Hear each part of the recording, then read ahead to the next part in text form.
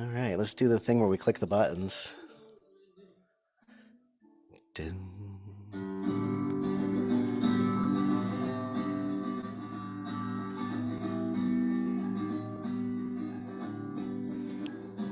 You guys know I wrote this song, right? It's a ditty. It's the Bolinas Civic Group ditty. All right, hey everybody. This is really strange. I want to thank you first off for coming out on to the interwebs on such a cold and windy and blustery night. Don't talk about this weather.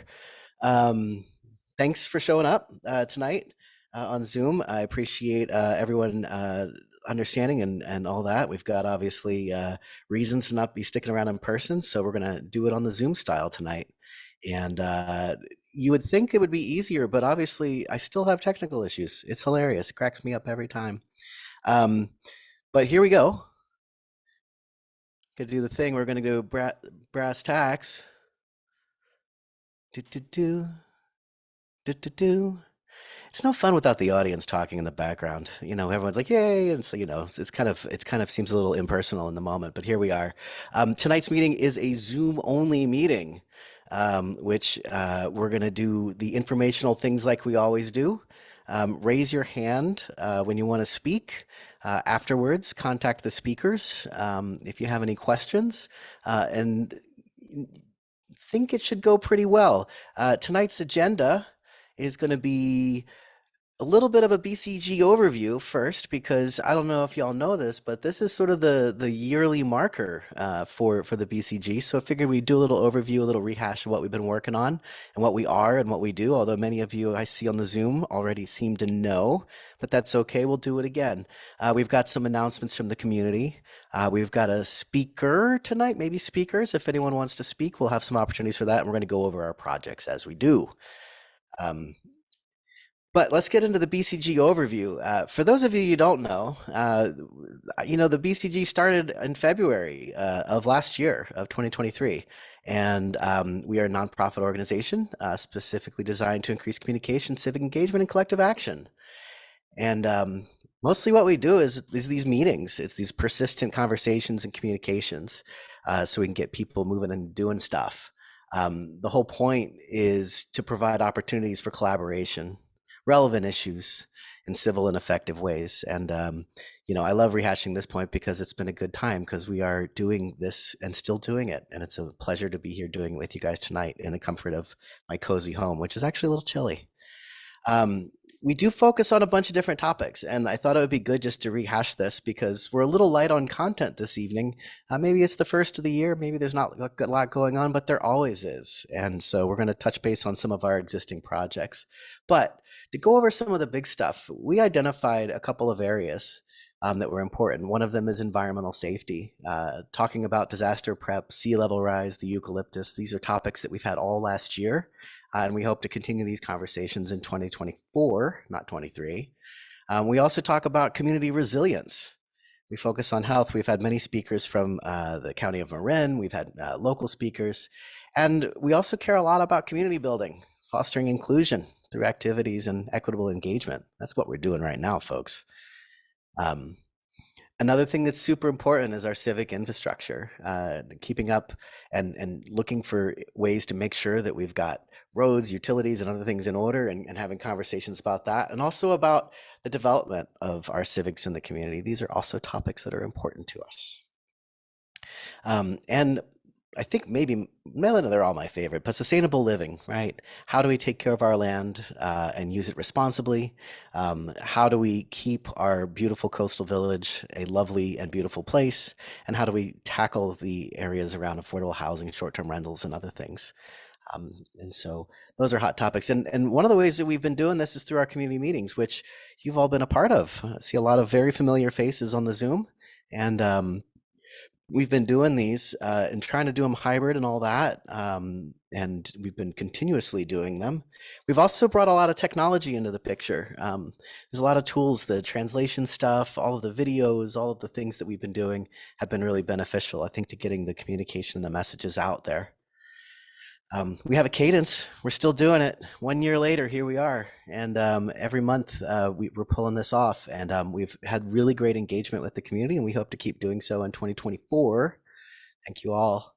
And we're going to talk about some of the things that we've talked about over the last year tonight. We're going to talk about some of the projects that we've done, but we've got lots of community-driven issues that have been brought to the table, conversed about, and brought up. And we hope to keep these conversations going. I don't know if some of you are familiar, who if you've been to the Civic Soup, we had an event which was about conversations and wanting to get people together to have deeper conversations. This was back in October. We had some really delicious vegan soup. It was squash, very seasonal. And thanks so much to the Coast Cafe for hosting us and supporting us in providing the soup and the venue to be able to do that. And these are the things that we want to do quarterly. I think it would be great to have these moments every couple of months where we get together and can sit down, have conversations, meet the people involved in the civic action in our community, and find ways to connect and move the needle to where we want the needle to go and not redline that bad boy. I thought it'd be good to go over some of the tools because people still sometimes ask me questions about where things are. So the most important thing we have is our website. The website always has all of the information, the data, the details. It has the links to the Zooms. So if you're ever wondering what the Zoom link is, for the record, it's the same Zoom link every time, just so you guys know.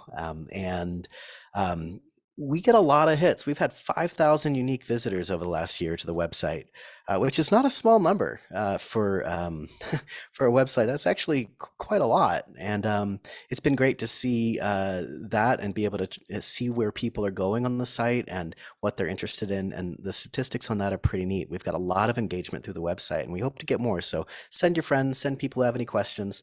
A lot of info there. We also have a YouTube channel. I don't know if you guys know, maybe you do, but you can watch all the old meetings on there. We've also got community videos and stuff. Mark Sanchez makes some videos. We got a lot of videos from the community that have been published on there as well. And of course, social for the young bucks. I don't see many young bucks on the screen on the Zoom tonight, but that's okay. If you guys know this Instagram thing, it's amazing. Kids love it. But we've got that there. One of the things, I'm not sure if everyone knows, but we do a lot of collaboration. We are, obviously working through the community center, who's been a great host to us every month. We also are strategic partners with KWMR, keeping these threads alive both over the radio airwaves as well as print and through our community meetings. And so we're very gracious to KWMR for its sponsorship and support of us, as well as our partnerships with the County Marin. I see Fernando's smiling face down there in his headshot. So nice to have those relationships and have the county present and bring speakers. There he is. Hey, buddy. Have the county help us get county initiatives to Bolinas, have that conversation and really build that that partnership. It's been really great over the last year, and I'm sure it's going to continue in 2024. So thank you so much to Fernando for being here every month with us and also helping us continue the conversations as they go. And this last little guy here is about getting involved.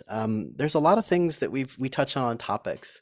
There's a lot of things that come up from different folks, and there's a lot of ways to get involved. The Bolinas Civic Group is a very small group of people, but with a lot of things going on.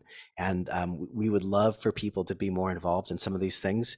Back on those topics that we brought up, if there's anything that is of interest to you or interest to others that you know, or things that you might want to be engaged with and communicate through the civic group and through our meetings and other methods, we'd love for more involvement, to be honest. It would be great to get more folks communicating. So on to, one more slide. Yeah. On to the next little bit. Our agenda, we have some community announcements tonight. So I have a few that I'm just going to read off here. Let me click this here real quick. There we go. One more. There we go. Community announcements. So if you're not aware, is there anyone from short-term rentals here? Anybody? I don't see anybody. Yeah. So the short-term rentals folks are rallying tomorrow at the county. They're going to show up. There is a meeting that's going to be held at the Civic Center, and it's at 5 p.m. tomorrow. for the Board of Soups meeting. It's going to be on Zoom, but there's going to be a lot of folks from the community showing up. I heard that there was some signage being made. So if you like signage, there's going to be some signs, and we all love signs. And so this is really about addressing and presenting. There's a great write-up in the Hearsay today if you want some more information about what's going on. And you can go to westmarinresidenceforhousing.org. And so that's tomorrow at the Civic Center. Also, just in terms of some artsy-fartsy stuff, let's see. Jeff Manson is presenting his Winter Songwriter Series at 11. That's going to be on Thursday, again tomorrow, from 6 to 8 at 11.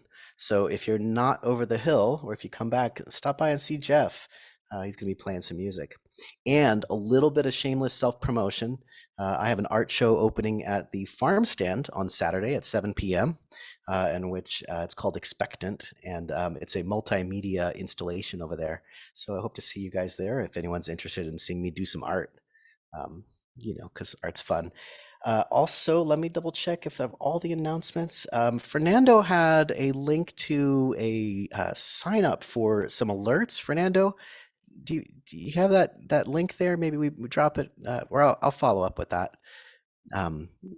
But there was a new alert system that Fernando reached out to me about to get signed up on. I know we had that over on Seadrift the other day. There was that evacuation, and so he sent me a link, but I can't seem to find it right now. And I think that's it. And so for the community, does anyone, I know Wendy, you had something you wanted to talk about tonight. Wendy, where are you? Right There here. she is. Hey, Wendy, go ahead. So, sorry, it's hard to say this. A very dear friend was killed this week, the other day, and her name's Olivia Beltran, and I just want to honor her because she was a dear friend, and she also did a lot of really important work in Marin in the community, especially around immigration issues. Lots of things that I've done with her over the years. And I'm bringing it up tonight because she actually translated our last community meeting in November at the community center. She was our translator. And I'm personally so grateful um, that she was there by surprise for me, and we couldn't stop hugging each other. So happy to see each other. So I'm personally really grateful for those last hugs with her. Anyway, I just wanted to honor Olivia and thank her for um, coming to our community last month, and she was really looking forward to being here more um, to help us with Spanish translation for our community. So I just want to honor Olivia Beltran. And then on a totally separate note, just want to say that a couple of things. There's a lot of us looking for housing right now, and I just want to put that out there, and I'm one of them. And then I'm also a volunteer at the Marine Mammal Center. I'm a rescue volunteer, and we really could use more volunteers. So go to the Marine Mammal Center if you're interested in that. So those are my things, but mostly just want to honor Olivia tonight. Thank you, Wendy. I echo the sentiments. It was really great last month, and it really is a tragedy. And so thank you for sharing that with everybody. And I too will be appreciative in honoring her. Okay, Megan, you had some announcements you'd like to make? Thank you, Will. And thanks for that recap of the civic group and for your tenacity in creating this. I just had a couple quick ones. I was going to host a sort of cocktail debrief with the folks who helped put the 4th of July on next month. I'll get that announcement out, but probably I'm looking at February 15th. So we'll just hear from folks on how it went, and then any new people who want to help pull it together will be welcome. So I'll put details out on that. We'll host it probably at 7 Wharf Road, which right across from the gas station. And then the other two quick ones, again, 7 Wharf Road across from the gas station. I've got a borrowing trunk for democracy of pro-democracy and anti-autocracy books. So anyone who wants to swing by, there's a trunk outside our office with books if you want to leave or take one. And then I just did a training for the 2024 election for voter registration postcarding into the swing state. So I'm going to start pulling materials for that together, and I'll announce when I'll have them available in that same borrowing trunk for democracy. Thank you, Will, and everyone else on the line. Thank you so much, Megan. It was a lot of fun working on the 4th of July last year and getting that out there. And I look forward to that moving, as well as maybe checking out your book locker. I saw it the other day, but I didn't own it. It's a big trunk. It's like a pirate chest full of what do we call that? Literary booty, I guess. I don't know. So just real quick, it appears as though Zoom is not letting me reply back to anybody in chat. I can see your messages, but I unfortunately can't switch them. So definitely message me in chat. I won't be able to type back, but I'll just say something on the top over there. And mostly that's, yeah, okay. So let's see, what are we doing? We need to go back. Is there anyone else that has any sort of community announcements or anything of relevance to the community right now they'd like to bring up? Anything hot? Anything slow? All right. Okay, gravy. Let's share that screen again. And then we'll just here we go. Click a button. Moving on to community speak. Steve Matson had his Oh, he hand up. did. Yeah. Oh, okay. Go ahead, Steve.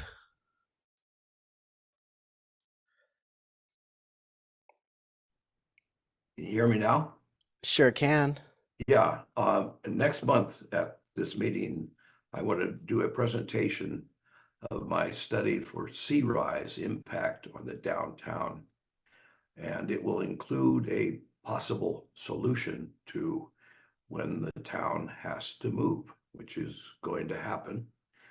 It's only a matter of time. There's a lot of discussion around the world about how quickly the sea is going to rise, but all indicators are that it's going to happen, and it seems to be happening faster every time I get an update. So next month, I will have a full presentation on sea rise, on its impacts on the downtown, and it will not include the lagoon's impact on Gospel Flat, Lagoon Road, and Highway 1.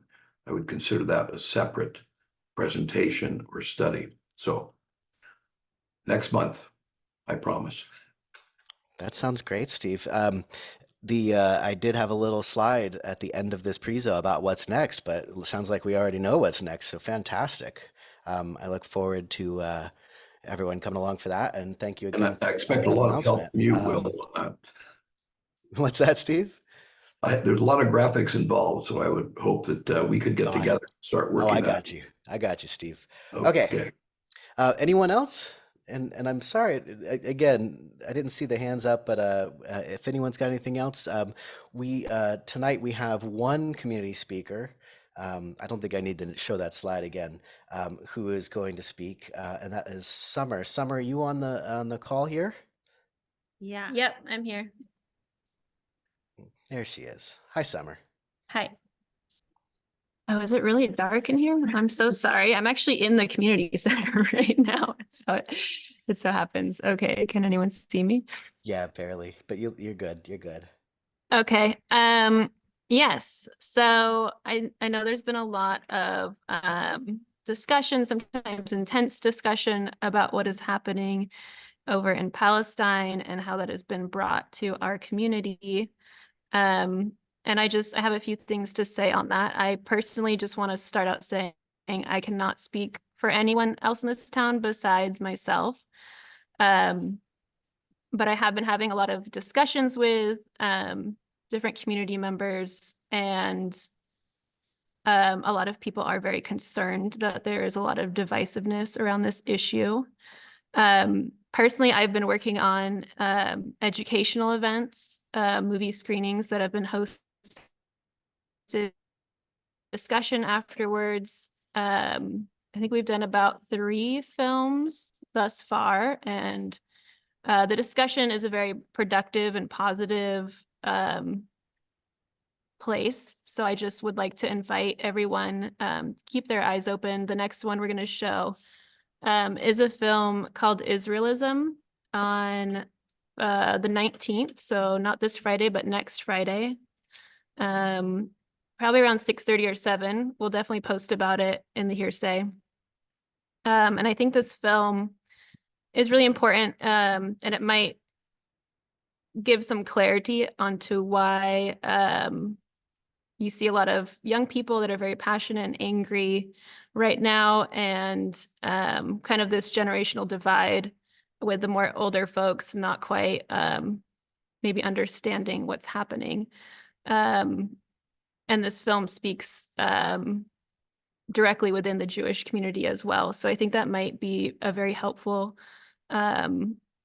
place for a lot of people to start that might be confused or might want more info or might want to join in a discussion. So that again is next Friday, the 19th at the community center. We're also going to have a Martin Luther King Jr. Day event this Monday at 12 to 4, where we'll do letter writing to our congressional members and president, and maybe we'll do something for the kids, like do some kite making and something fun. And that is another place where we invite people to come out and to have discussions and to learn more. And potentially get massaged. We might have someone come up with a massage chair, so that might help relieve some tension, which I know this is a very high intensity topic. So yeah, I definitely would invite people to come out to that. That is likely going to be at the Grand Hotel. We haven't fully nailed that down yet, but if not, then we'll probably do it at the park. But for now, we'll say the Grand Hotel. We'll definitely post about that. Keep your eyes open for the hearsay.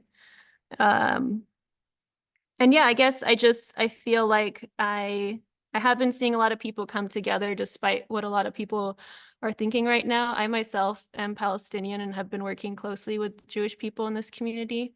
And I feel like this is a time, obviously there's big polarity, but I also see people working together and coming together and just calling for the most basic thing that we can be calling for, which is a ceasefire. And I know that this space right here, right now, is a very local meeting, the Bolinas Civic Group. And some people might be confused to what this has to do with Bolinas. But I think it has to do with all of us here in the United States, especially for us young people right now. Like, we're dealing with housing crisis, inflation, pandemic, healthcare, student loan debt, and we're also watching, a lot of us on social media are watching things in real time from journalists in Gaza, and it's very distressing, and we're seeing where our tax dollars are being spent instead of on the things that our president promised that he would do.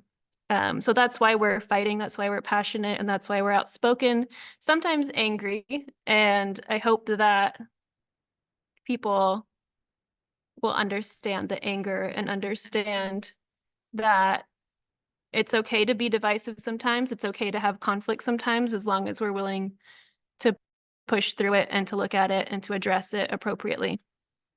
So yeah, that's what I have to say. And I invite people to definitely come out and engage. And I think those will be the movie screening and the MLK Day event will be good places to talk and engage. beyond that, I'm at my capacity for speaking right now, and I would like to keep kind of my availability limited to those events. But thank you all for your time.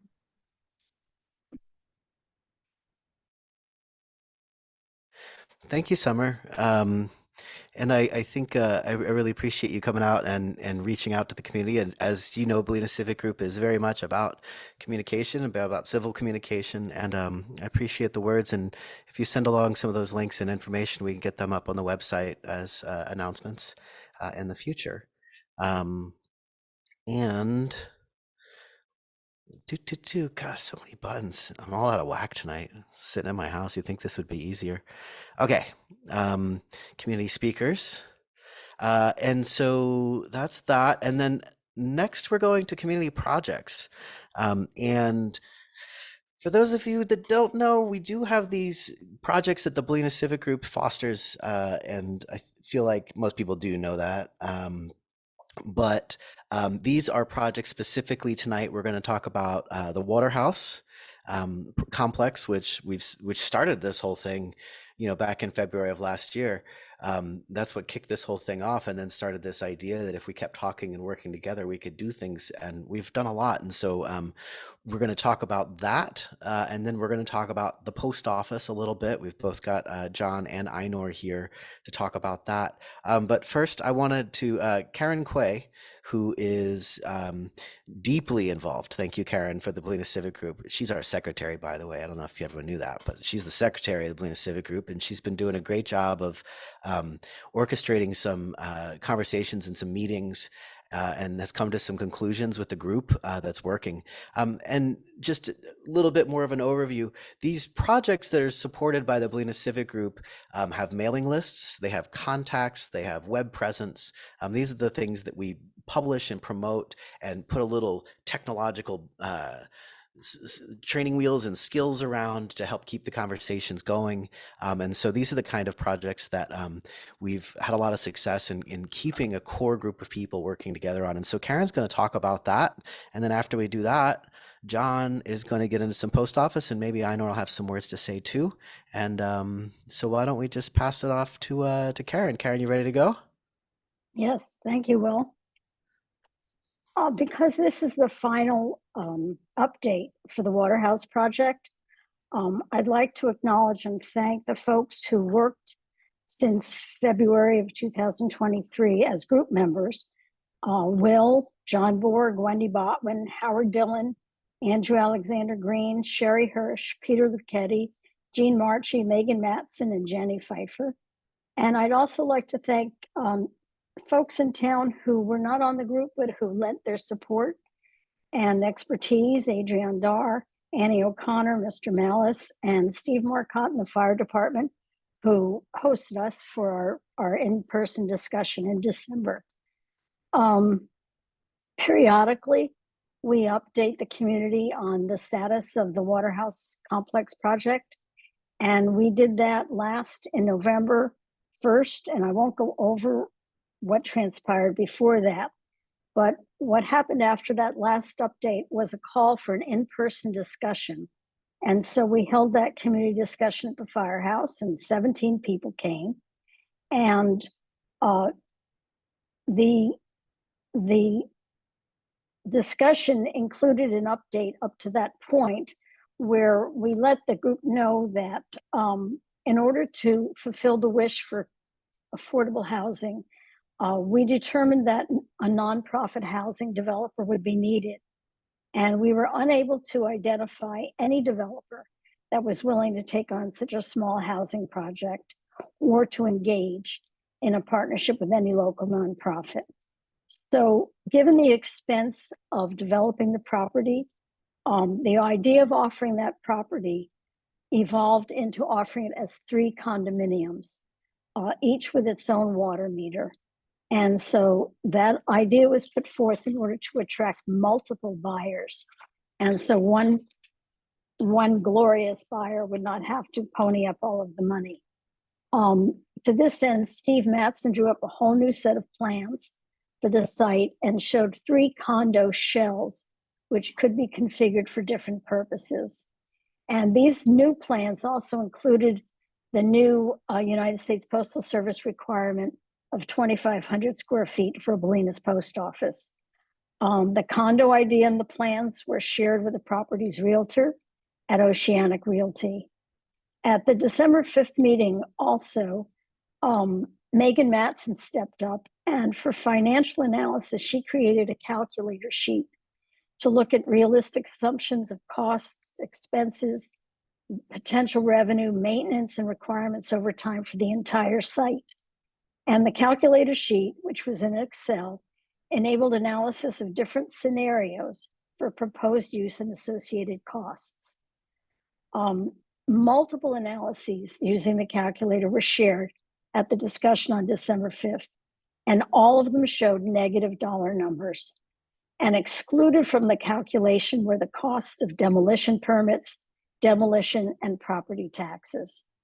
So looking at it from all sides, buying the Waterhouse Complex property as currently configured appeared not to be a practical investment.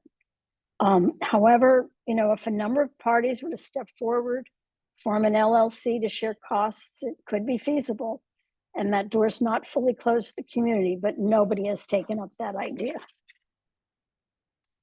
So while Steve Matson was drawing up the plans for potential use, he could not ignore the issue that he mentioned tonight, which is one of impending sea level rise and the probability of our downtown area being inundated in the future.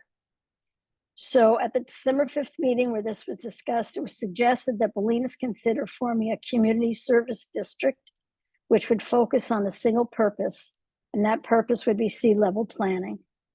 Apparently, funds are currently available for planning under this umbrella, and this idea is one which the community should explore. Members of the Waterhouse Complex Planning Group concluded that given the lack of developers, buyers, funding, financial viability, and sea level rise, that it's time to turn our focus to other projects, just as restoring a permanent post office to Bolinas.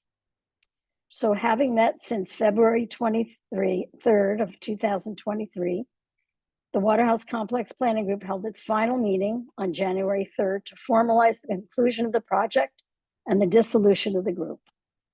At its final meeting, those that were present reflected on the group's successful modeling of a project sponsored by the Bolinas Community Group. We solicited input from the community and recognized the preferences regarding a specific project. We explored options and actions to address those community preferences with transparency, ongoing community input, and regular updates. And we reported our findings and recommendations for next steps to the community. The conclusions of the Waterhouse Complex Group and the next steps suggested for Bolinas are: 1, for a future Waterhouse Complex project to benefit the community, we'll most likely need an organization or several organizations to form a partnership to acquire the property. 2, if the project is to include affordable housing, one of the players needs to be a nonprofit housing developer. And 3, and finally, the sea level rise concern should be more fully explored, including consideration of forming a community service district. And with that, we'll wrap up the Waterhouse Complex Planning Group. Thank you all. Thank you so much, Karen. Claps all around. Everyone's clapping. I'm clapping too. You Thank did you. an incredible job of summarizing in great detail most of the history and how we got to. And I think that the thing, just on a personal note, I think that it's been incredible to see the amount of energy and effort to run through this very complex problem with a lot of different people, with actual facts and information and knowledge and work being done to identify if we can or cannot do something. And if we were to do something, how would we do it? And that experience has been really, really, really great. And so I want to also thank everyone who's been involved from the beginning and who's still here slogging away at these things.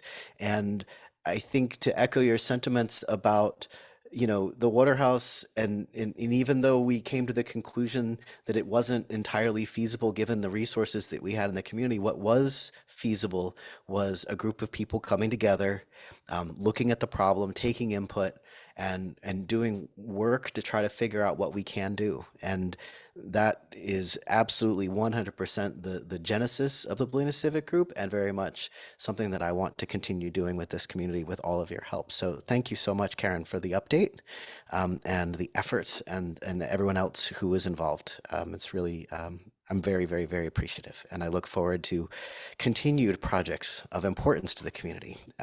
And for again, for the record, all of the documents and materials that Karen spoke to, including the most recent drawings from Steve, are all available on the bolinascivicgroup.org website under the projects section. They were updated. I need to update some more notes there, but they were updated with the drawings, and so they can all be found there. And if you have any questions, or if there's anything that needs to come in, the group emails still work for waterhouse-connect@bolinascivicgroup.org. You can reach out to the group there. Yes, Karen? I would just like to really acknowledge Megan's calculator, Steve's drawing, and Sherry Hirsch's energy to really help the project transform to become a concrete, successful project. I also echo those sentiments. Thank you so much. So we're not done yet, though. We've still got other things to work on here, and we still. Oh, Einor has her hand raised. Would you like to jump in, Einor? Yeah, sorry for the late hand raise. Just have a quick question. Was the calculator shared with the owner of the building and the realtor representing him, just to frame it for them? I'm really curious. There's more on this topic later, but I just wondered if that's been shared with him, because I think that might be valuable. That's a great idea. Megan, you want to take that? Yeah, I don't, unless someone else shared it with him, it hasn't. That's a great idea. I can say that I have not shown the calculator, but communicated the issue of not finding investors based upon the current price point personally. So, but you echo the sentiments of brass tacks, calculators, and spreadsheets do seem to move the needle sometimes. Very well informed calculator, and I think it would make a lot of sense to him. So anyway, there you go.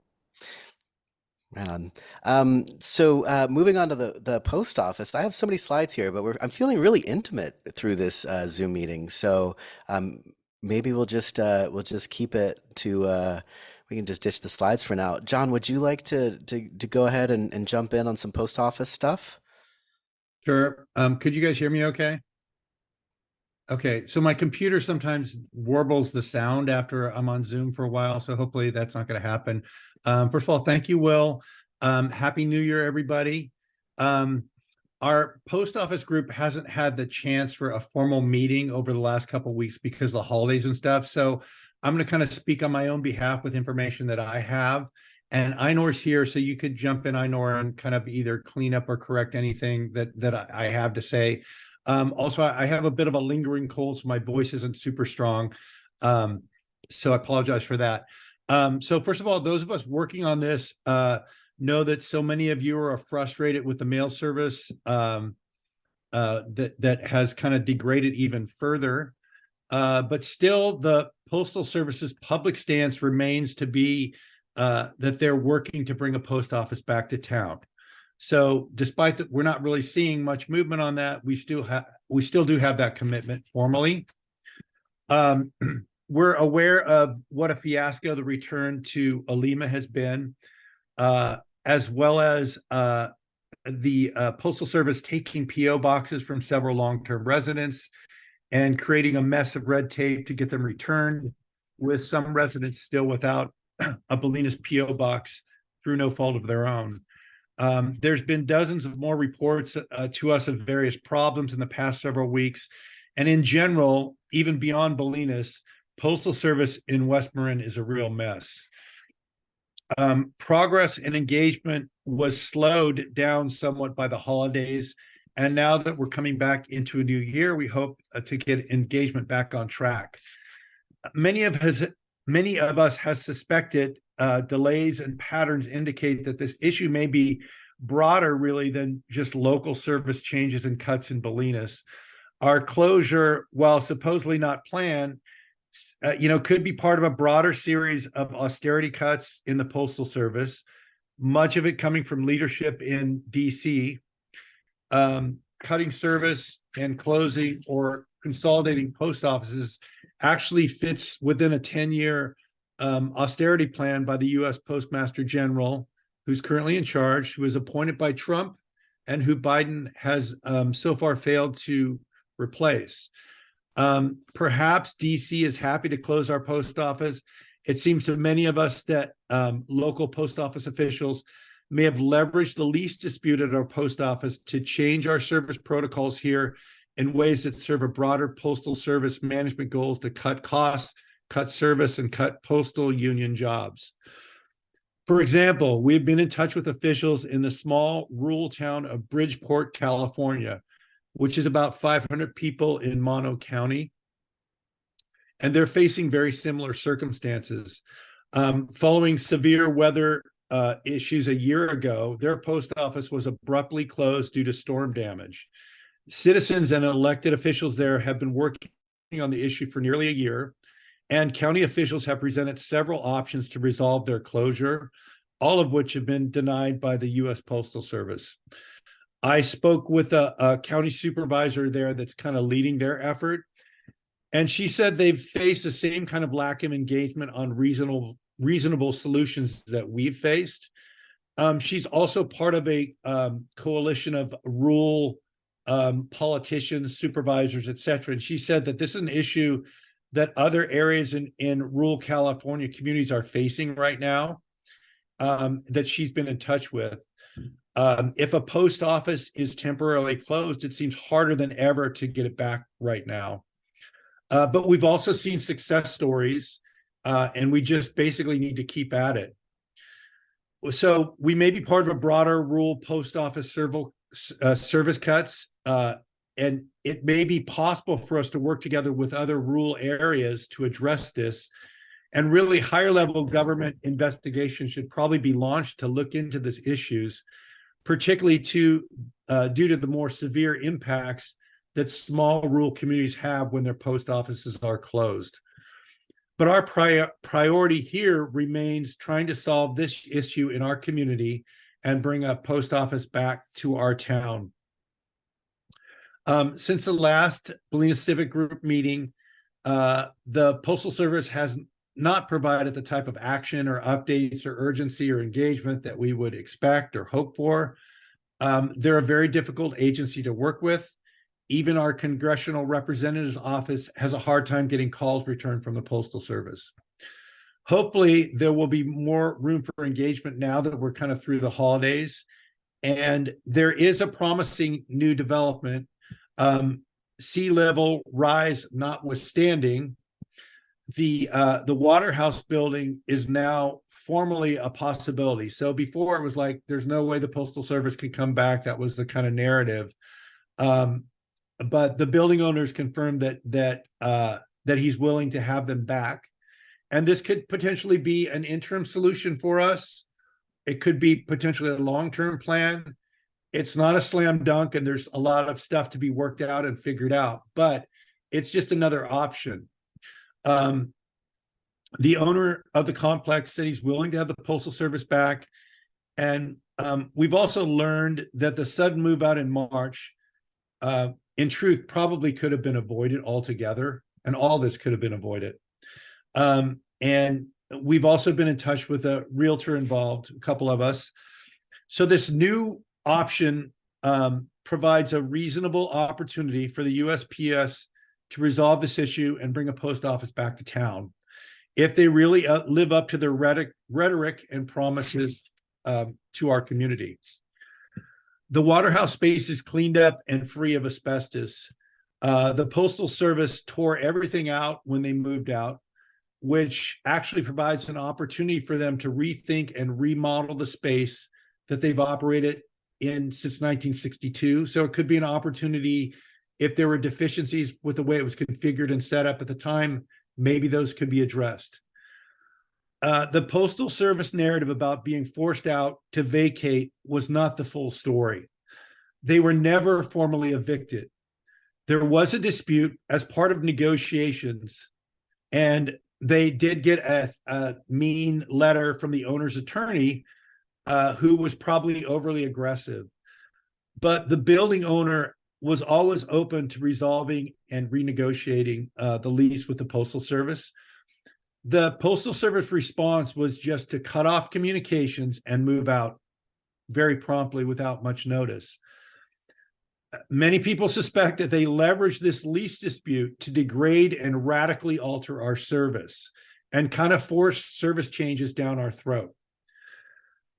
There were issues to resolve, but the Postal Service suddenly moved out when the landlord was actually still willing to negotiate.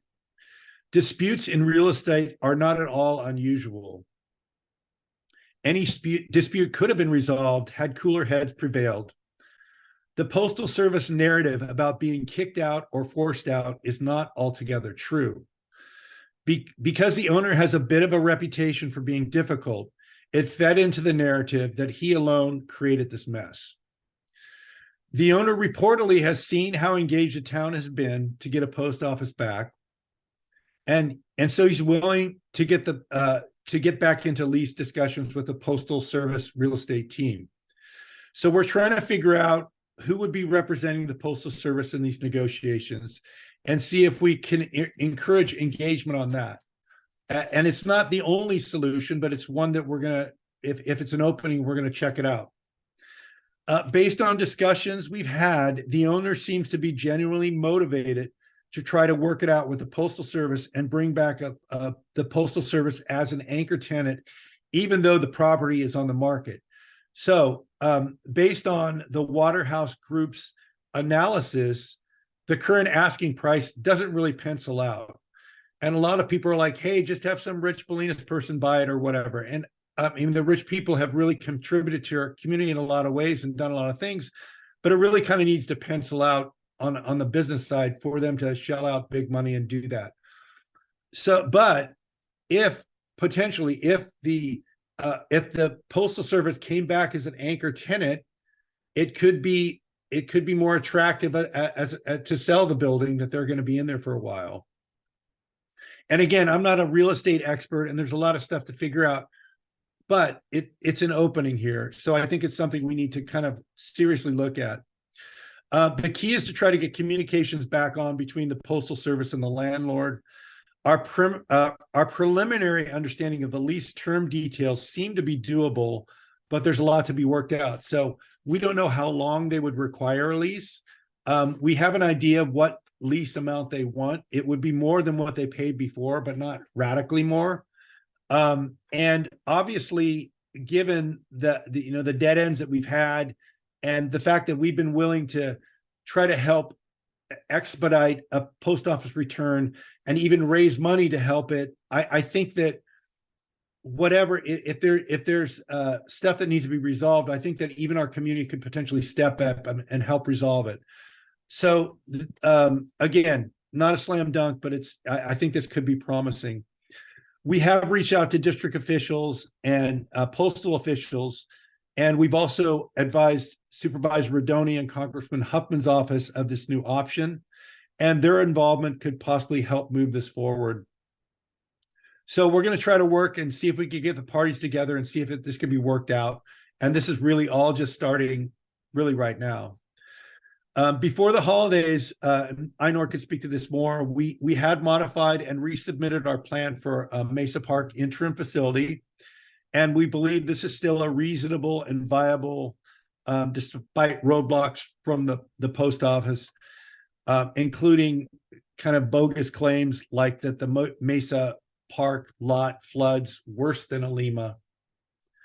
The delays in resolving this by the Postal Service have definitely taken its toll on our community, and that's a real drag. And I think it's kind of led to some of the dissension and stuff that we've faced. I think that, you know, the point is we're willing to explore any reasonable alternative to get a post office back in town and to maintain the levels of service for all Bolinas residents that we had prior to the closure in March. There are other more drastic actions we can take against the Postal Service if reasonable solutions continue to get shut down. There has been research and documentation on other possible actions going on for months. In other words, there's been a lot of bad actions and very clear patterns by the Postal Service and postal officials that have been documented and could be part of a more severe action should we have to go down that, should they continue to shut us down. But at this point, any drastic steps are being tabled for the time being until we see where things go. And I think we're very hopeful. It's discouraging that our voices have been largely ignored and our solutions have been derailed so far. We've seen neighbors having P.O. boxes taken away, degraded service, lost parcels, long drives, long lines, and all the other burdens we faced for more than 300 days. We hope this new year will bring an end to this mess and a positive outcome. And definitely all of us that are working on this, we thank everyone in the community for the support and for reaching out to us and for keeping us posted on your experiences, for giving us ideas. We're going to keep pushing and we will keep you all apprised as best we can. That's it. Ainur? Wow, great job, John. That was amazing.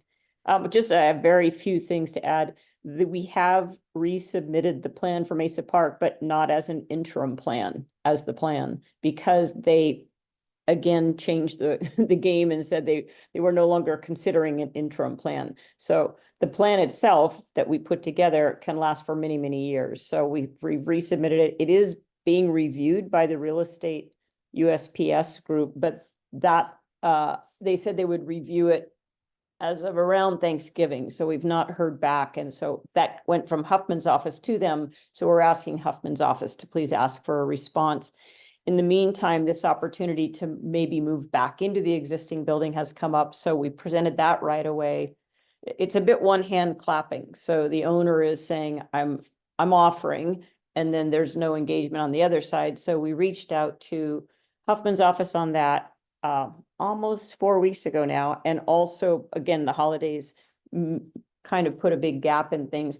Then I reached out directly to the real estate office for USPS and let them know. So they have two things on their plate to weigh right now: a proposal at Mesa Park or re-entering the prior building. So what we're trying to do is lean in on them a little bit through Huffman's office to say, could you please have some conversation with us about these things? I think the main concern, I mean, it sounds very odd, but pray for rain, because what bounced our proposal out after it was like just a week from signing was the fact that they considered it no longer an emergency once Olima reopened. Well, we all know what a true disaster that's been, but also that could easily be shut down again. And now that Stinson Beach Post Office is also to some extent out of commission. So, I mean, we could possibly end up back in an emergency situation, which would allow us to move forward quickly with the proposal that we had put in for Mesa Park. So I see three scenarios right now, but with John, I fully agree. We're not done, and we just need to keep persevering.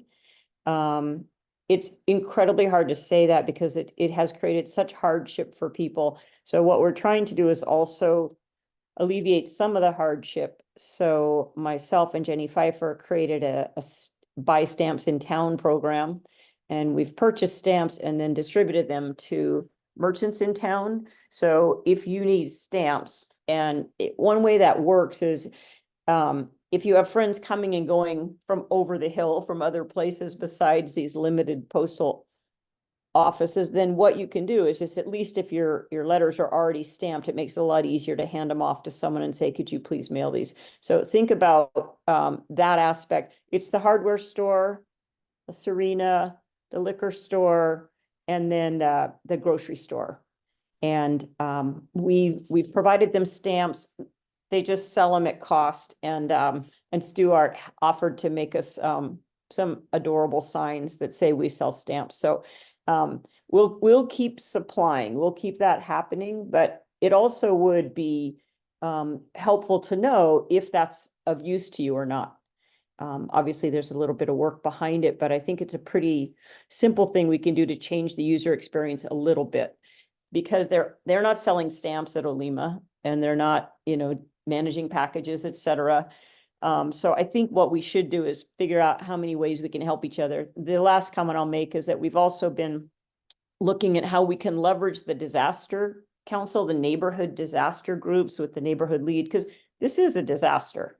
And we have a network that's already established, and maybe even just coordinating at the neighborhood level of Monday, Wednesday, Friday, so-and-so's going, and they're helping, whatever needs, or represent the neighborhood in whatever needs. So there's just a way to think about organizing it more at the micro level. So we're starting to meet with people who are neighborhood leads on the disaster service. If you have anyone that you know of who would want to talk about it, oh, great, yay. Oh, lovely. Okay. Yeah, I'm a lead for Dogtown. Fabulous. I think we should just really think hard about, we've got this fantastic infrastructure of that network. What could we do to help our own neighbors more? So that's where John, I thought you did a beautiful report, and thank you for your efforts. I see a hand up, but I don't know if it's a question for me or John. Go ahead, Peter. You got a question? Oh, hi, Peter. It was directed towards Einar. We talked about this a little bit. I think we should come up with a more concrete and better defined community impact statement. The closure of the post office was never undertaken with a discussion of what the community impact would be, on the premise that the post office, well, had no choice. Gosh darn it! Look at this awful thing that happened. We were kicked out by the landlord.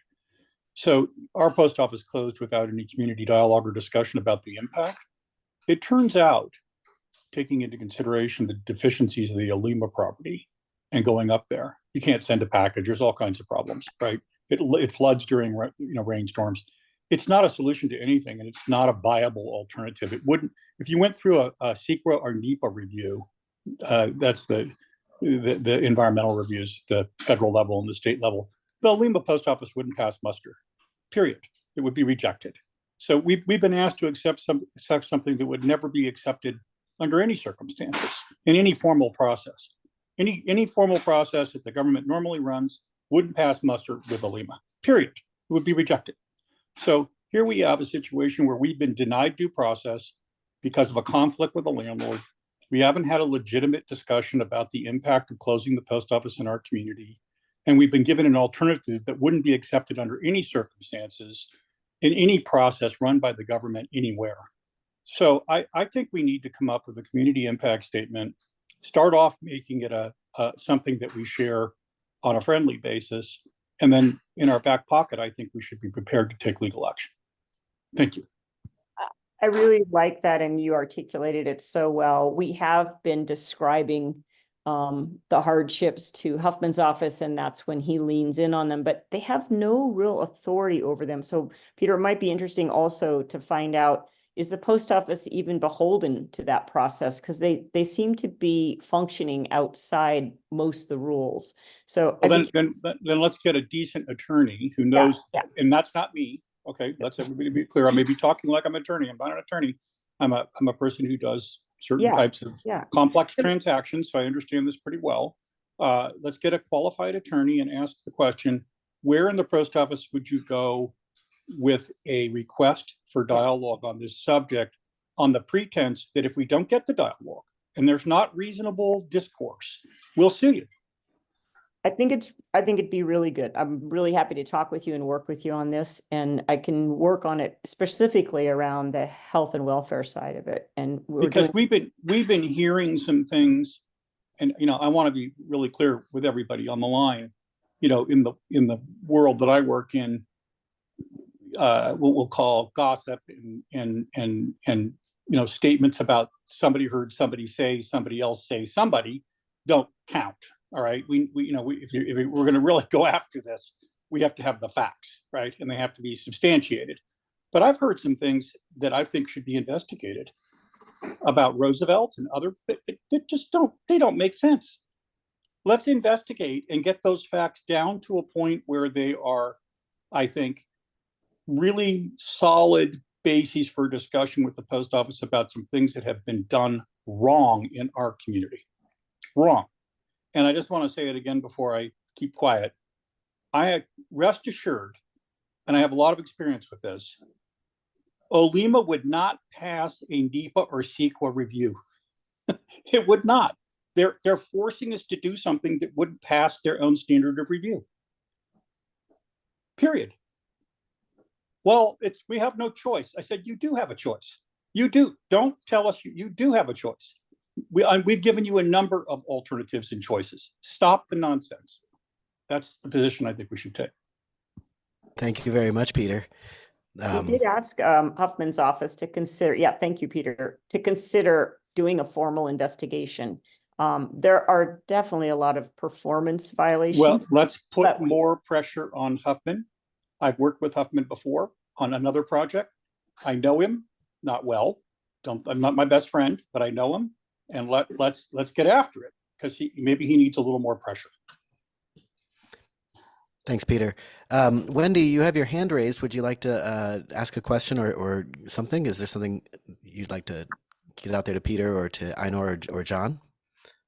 Yeah, just real quick, and I've been somewhat distracted because of text about Olivia, but the other piece in all this that's absolutely illegal at Olima is their disability access is completely lacking, and it's completely illegal. The parking area is completely illegal. The entry into the whole building and sidewalk area is completely illegal, and even more so now that there's sandbags there in the way.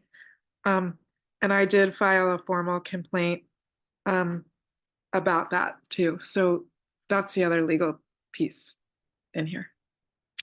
Thanks, Wendy, and thanks everybody. I do want to just bring up, we've done so much work on this project, and the list. I just was thinking back as you were talking, Peter, about all of the things that we've identified and documented. John's got running lists. We've got running lists. We've got spreadsheets. We've got things from the county.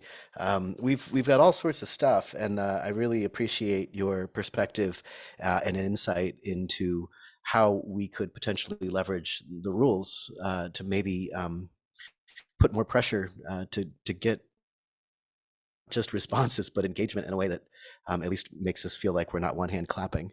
And so it sounds like the post office group is alive and still very well and still very much committed. And I just want to take just this little chance to thank everyone who's continued to be involved and engaged in that project. And I brought back the slides. The nice thing about community projects that I think I'm really enjoying this nice quiet Zoom we've got going on. I thank everyone for not just the involvement in the group, but for the conversations, not just the ones that we're having here, but the ones that happen outside of here. I think one of the things that is really great is what's next, and how we can keep doing this stuff. In a lot of ways, this group specifically, Megan mentioned the word tenacity, and I think tenacity is infectious and maintained. And I know that we've over the last year, there's been ups and there's downs, there's engagements and then re-engagements. There's a lot of folks who put a lot of energy for lots of time into this stuff, and I'm really appreciative. And just sort of circling back to the story from the beginning, in my mind, this is the sort of 1 year almost anniversary. Is the 11th meeting. We skipped December for a little break, but this is the 11th meeting that we've had as a community. And just looking at the emails and the content and the stuff, it's just been a huge amount of effort, energy, and work that's been done. And it's been really great to see the partnerships that have developed within individuals working on these projects, but also in the greater community and the opportunities that people have had to get what they care about out there. And I'm really appreciative of everyone who's joined tonight, everyone who's provided updates. And getting off the new year, and hopefully we can keep the energy and the effort, and keep working together as a community with civil and civic conversations. And so Steve mentioned a project that he wants to bring to the table next month about sea level rise and how that would impact our community.